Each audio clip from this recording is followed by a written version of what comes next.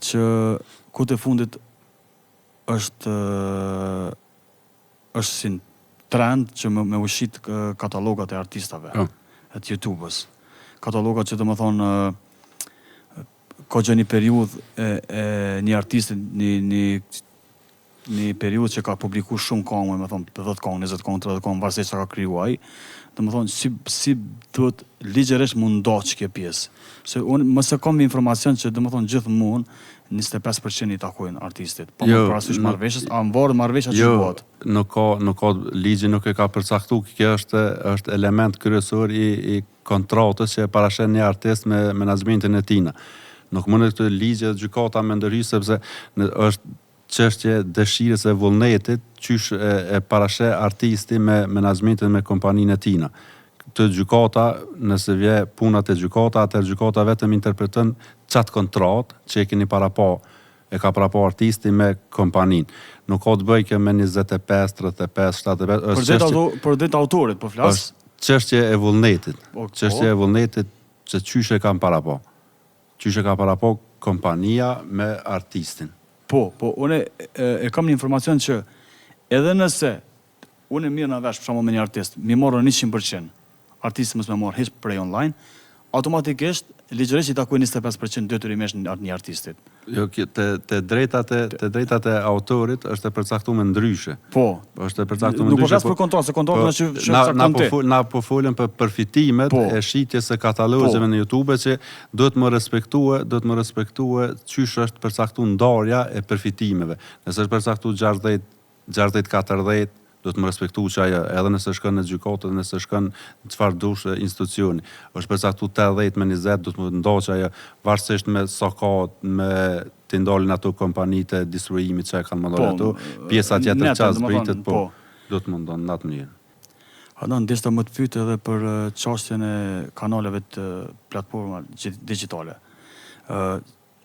Kom pas shumë raste që pas skadimit të kontratës, pas shkputjes, domethënë e ka kalu një artist ose çdo që ka përfundu, ka shumë raste të na që kanali ka mbet peng i menaxhment, kanali i artistit. Çish funksionon kjo, çish do të më funksionu realisht. Nëse kanali ka qenë në emrin tina.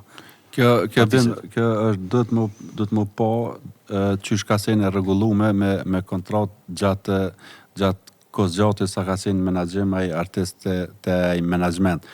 Në rast se ka qenë kanal individual i artistit, pas përfundimit dhe skadimit asoj kontrate, duhet m'ju kthye artistit kanali edhe me vazhduaj qoftë vet apo përmes me një menaxhmenti tjetër. Në rast se kanali ka qenë i labelit ose i ndonjë kompanie, aja vazhdon me pas kompania me menaxhu prap me të. Po këtë kjo është qysh ka qenë e përcaktume me kontratë, me kushtet kontratës, qysh e kam parapon ndarjen e këtyne kanale. Po besoj që të këto rastet që për i referoheshte, unë menoj që vetëm i mbajnë me dhunë, se kjo nuk mund të shpjegohet ndryshe. Mënyrë dënshme për me shantazhu, me përfitue, me ordrit e përfitimi, ndonjë marrëveshje, me kap në lekse, ndryshe nuk ka kuptim. Edhe në rast se artisti inicion procedurë pranë gjykatës, 100% këtë rast e ka, gjithmonë ka drejt. Atë ti si avokat e di që ke pas raste, cilat kanë qenë ankesat më shpeshta pa më parasysh ndaj menaxhmentit për artistin ose artistin në menaxhment. Ku janë problemet më të mëdha që zakonisht problemet janë tek kozgjatja, te mënyra e ekskluzivitetit që parashek kontrata edhe te mënyra e ndarjes së përfitimeve. Këto tri elemente janë gjithmonë që vinë deri tek konflikti mes qoftë artistit menaxhmentit apo menaxhmentit me artistin.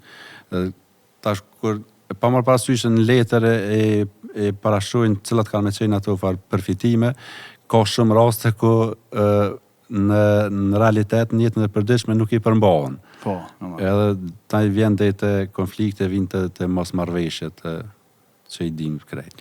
Pra me një fjalë, cilat janë pikat ligjore që duhet më forcu më shumë kontratë? sipas mendimit tonë. Jo, kontratat varet e tham bim që kontratat